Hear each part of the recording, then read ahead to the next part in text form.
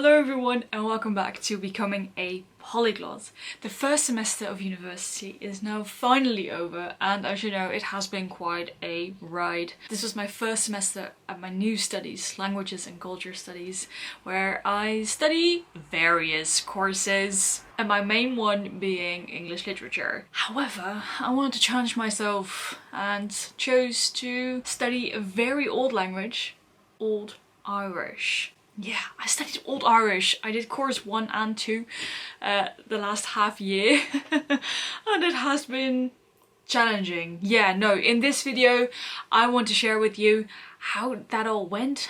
What is it like studying an old language, as I'm not used to studying any old languages. I haven't studied Latin or Greek. So I want to share with you how I studied for the exam, what I thought of it in general, and how I'm gonna move forward after having completed my Old Irish courses. But before we get started, I want to share something really exciting with you, or at least I'm really excited about this. So here it is, my new little, very little camera.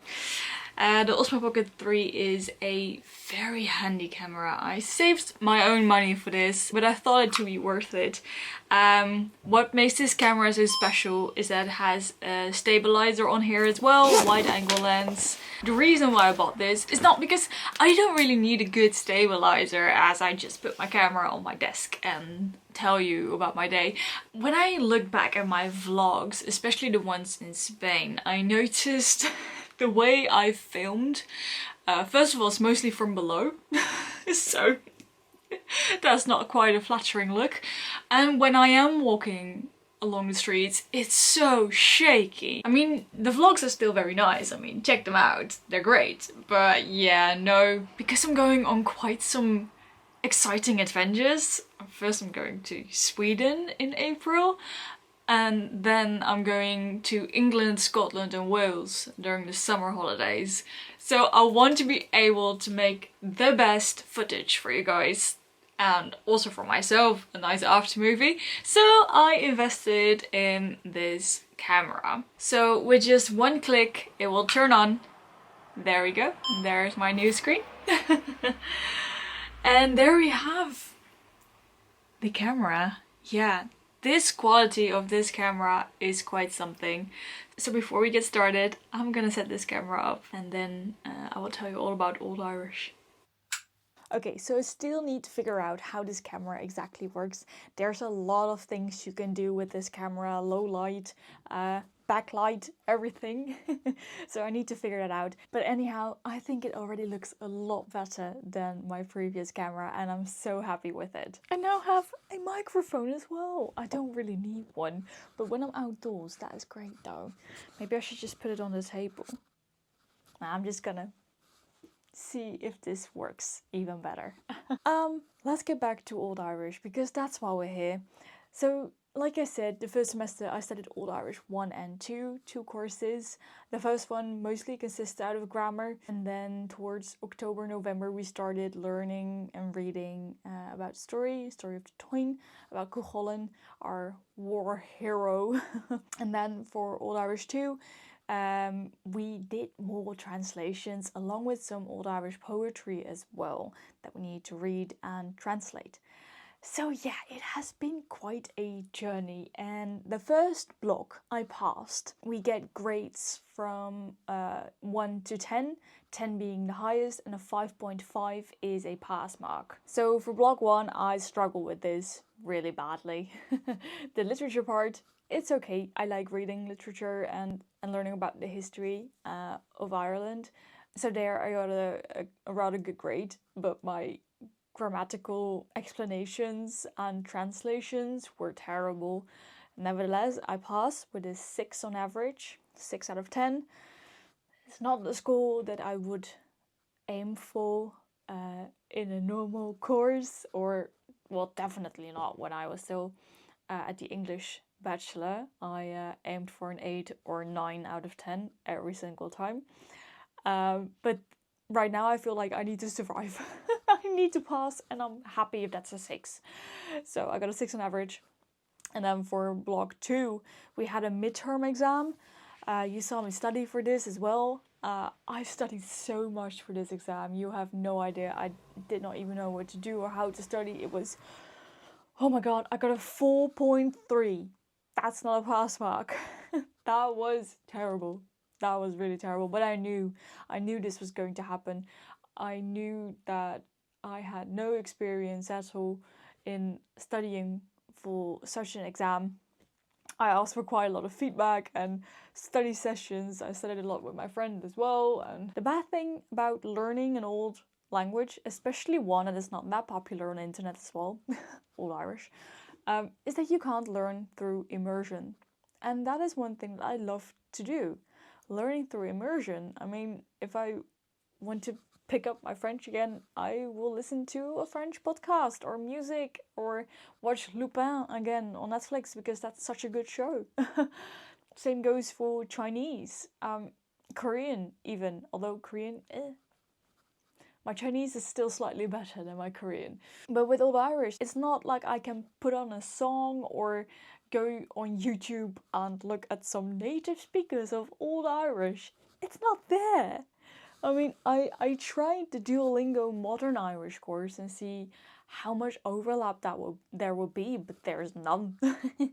That's not true. There is something, but it was not beneficial at all for me if I started learning Duolingo Modern Irish because it's just not really the same. No, it will help me out later on if I were to study Modern Irish.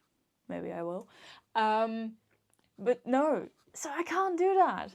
And then the struggle, the only immersion that I could have is reading.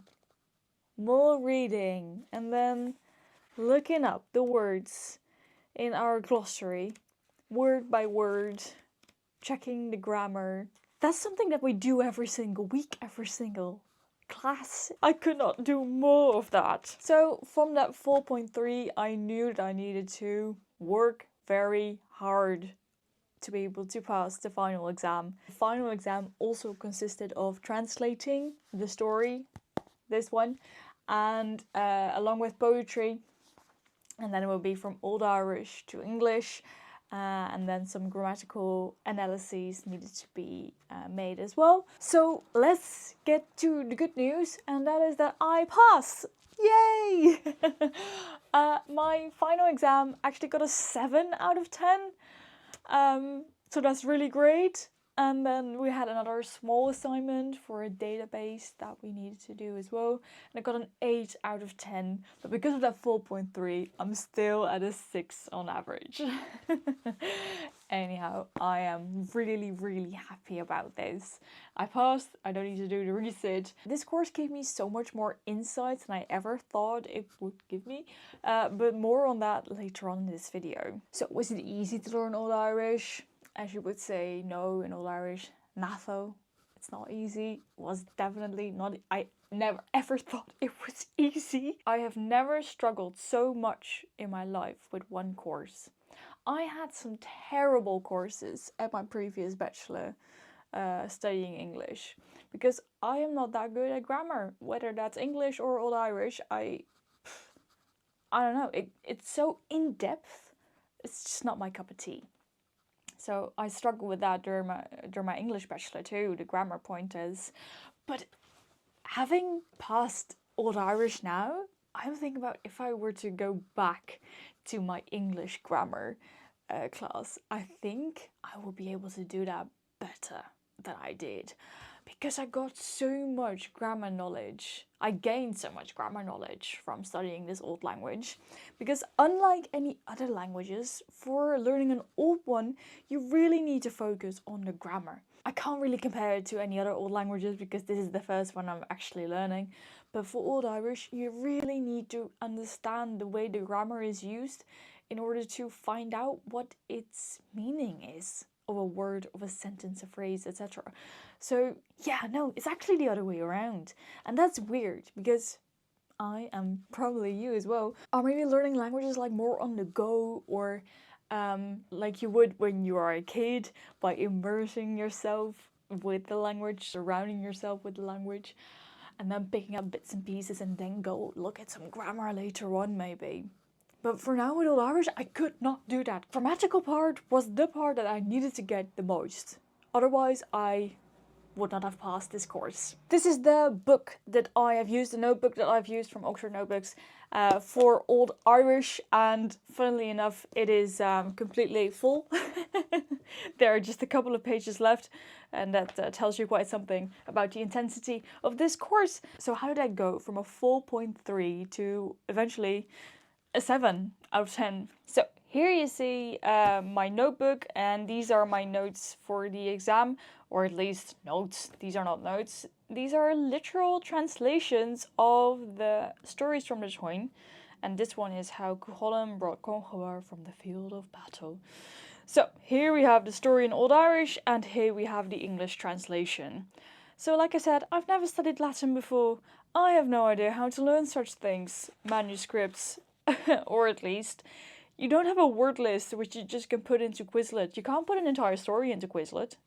I mean, you can, but yeah, no, it's not really handy, is it? As you can see, I wrote down the first sentence and numbered all of them, and I did the same thing on the other side. So we have sentence 1 with sentence 1 over here, the English and the Old Irish translation. I did this so I could organize my notes and so that I could find my sentences more quickly.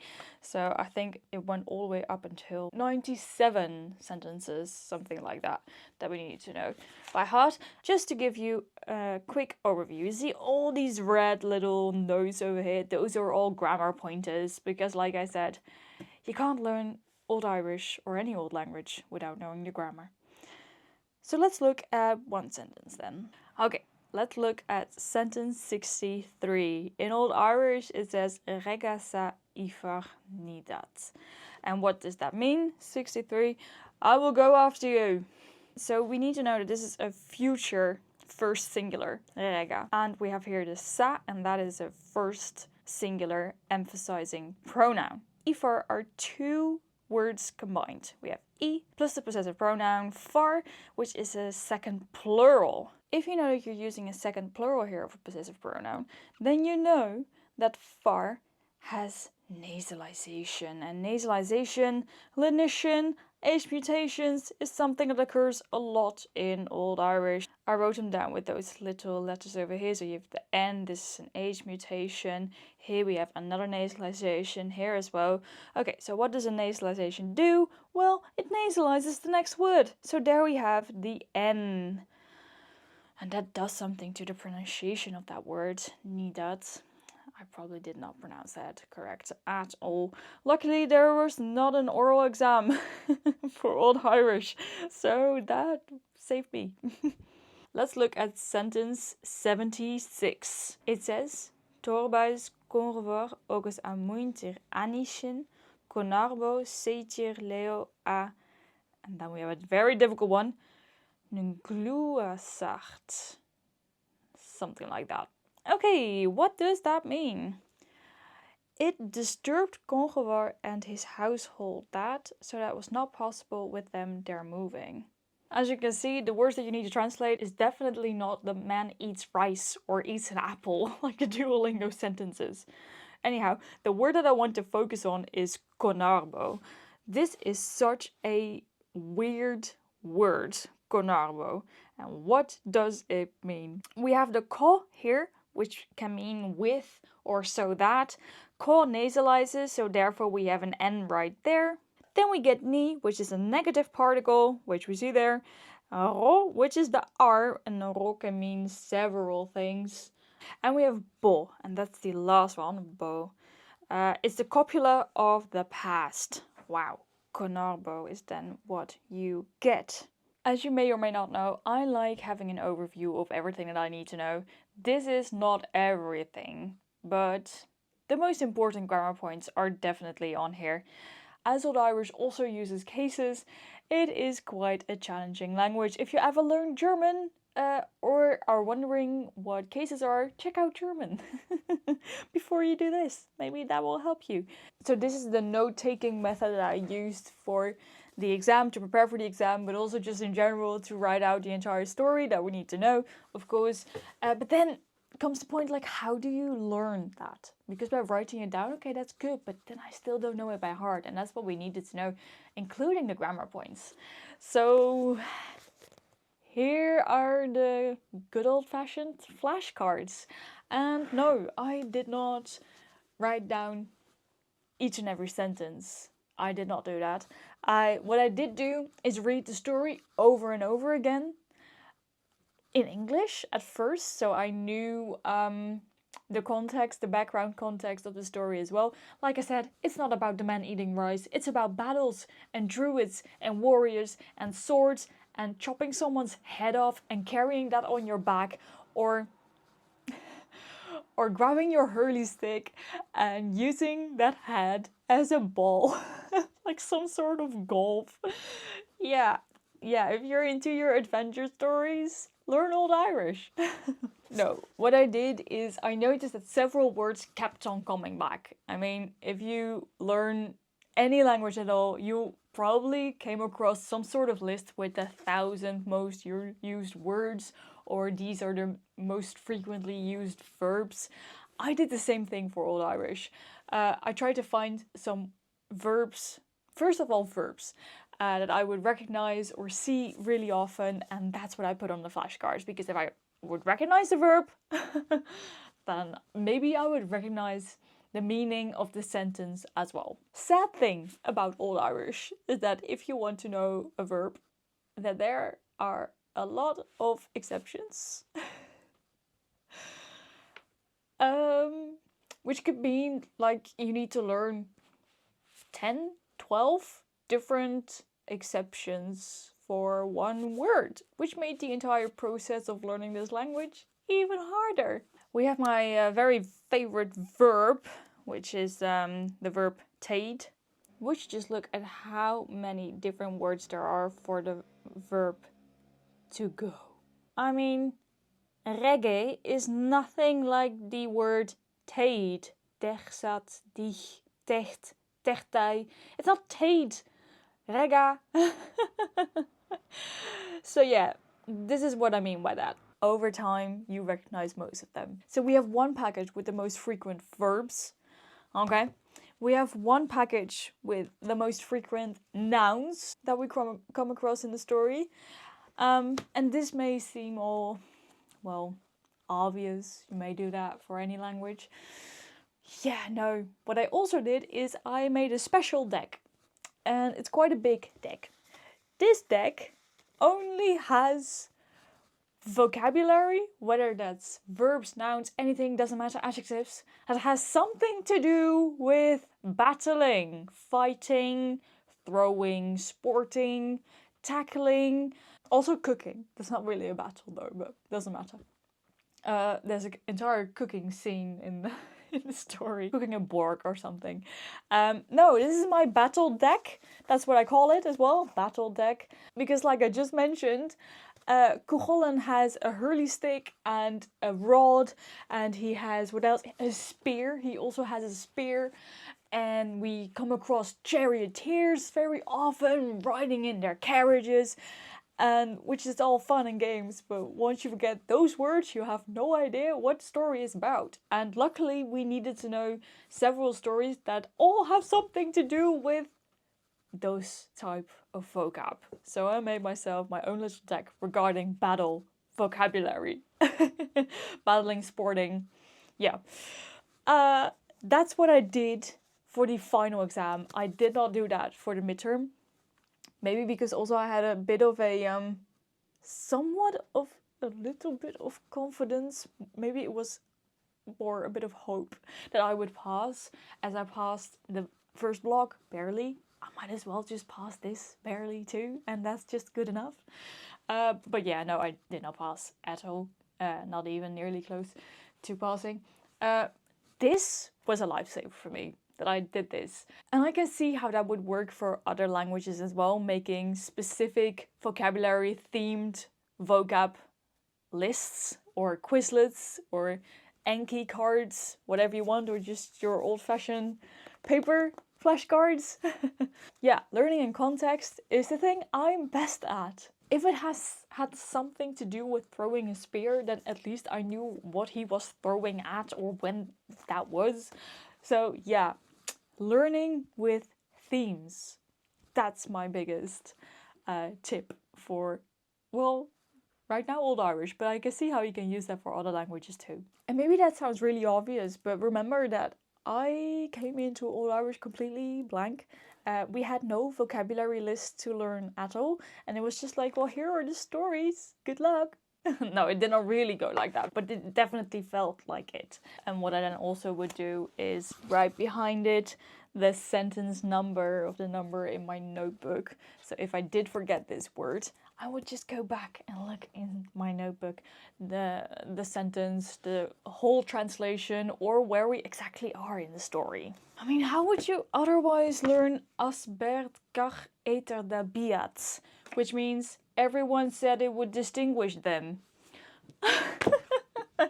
I miss the man eats rice. So yeah, I'm officially done with this now. This video is getting rather long as well, so I might as well come to my conclusion. Like I gave a little teaser in the beginning, Old Irish gave me more insights than I ever thought it would give me. And I mean this in terms of my own interest into the academic world, but definitely into the Celtic and medieval world, whereas Celtic or just England or Western Europe in general. I always thought that I was more of a Enlightenment, Victorian era kind of gal, because I really liked the literature from that era. And that's because I never really had the chance of looking into this era. Medieval Scotland, England, Wales and Ireland. This is so interesting. Learning the language itself was definitely a challenge. It's not something that I would like to do again, and I'm really happy that I passed. However, somehow it was very interesting. Translating everything word by word and then thinking, ugh, what the heck is this? What am I even talking about? But then taking a step back and looking at the context and then thinking, wow, I am right now translating a text or reading a text that is written in what? 1200? The year 1200? 1100? 750? That is kind of cool, actually. And how weird that we are talking about a warrior hero, Cuchulainn, who looks like nowadays Hulk from Marvel. It's such a weird, heroic adventure story, and I never would have placed that into a medieval context. I also find myself feeling very proud of saying that I studied this and passed. Studying a Celtic language is just really cool, I would say. There are not a lot of people who could say they did. And I feel like I need to take these I have 2 more years at uni, and take every chance I could get at learning and understanding more of the Celtic world. Okay, so my major is still English literature, but I can choose some different electives alongside my major. But because of my newfound interest for the medieval periods, I want to take some extra courses on medieval history in general, see what else happened in the world during these 1,000 years or something. I mean, it's quite a big period. I often forget that. Also, my university offers courses on Middle Welsh, so I want to take that next year as well. Also because it is easier than Old Irish. So that should be doable then. And I want to take an extra course this year still, prior to the summer break, on Modern Irish. It's also offered at my university for one block 4, and I really, really want to take Modern Irish. Because this time I can actually learn a Celtic language through immersion, listening to music, watching some sort of show. There's probably 1 or 2 in Modern Irish. Reading a book. No, maybe I'm not. I'm done reading books in Irish now. Listening. Yeah, more listening activities. And there are lots of grammar books out there which are more modernized than the ones of Old Irish. So I can't wait to study Modern Irish, which is already in 2 or 3 months. So yeah, I am going to apply and do that as well. And I'm definitely really, really happy that I chose this subject after all. Also because I made some really good friends. And I know that they're watching this, which I find very embarrassing. And I also know that my professor is watching this video of All Irish. So, hi! I promised that after all the hardships and difficulties that Old Irish gave me, I would end on a positive note. And that is, yes, I am happy that I passed. I am happy that I'm part of this niche little group that did Old Irish first semester. And yeah, that just feels great. If you ever get the opportunity to learn a niche language, I mean, it's nice. It is really nice. Suddenly you're part of such a community. We all have a shared difficulty with learning the language. I don't know, the whole experience was better than I thought it would be. I'm gonna prepare for semester 2, all the electives that I have, and yeah, don't forget to like, subscribe to my channel, leave a comment down below. Definitely if you studied modern Irish, or maybe you are an Irish speaker, if you have some recommendations, do let me know and I'll be sure to make a video about that. For all the people who commented on my trip to Sweden, whether I am going to learn Swedish too, I don't think so. I don't know. So if you want to see me make a video on Swedish, do let me know. But I'm still debating. Okay? Alright, well, see you soon once again and have a good day. Bye bye.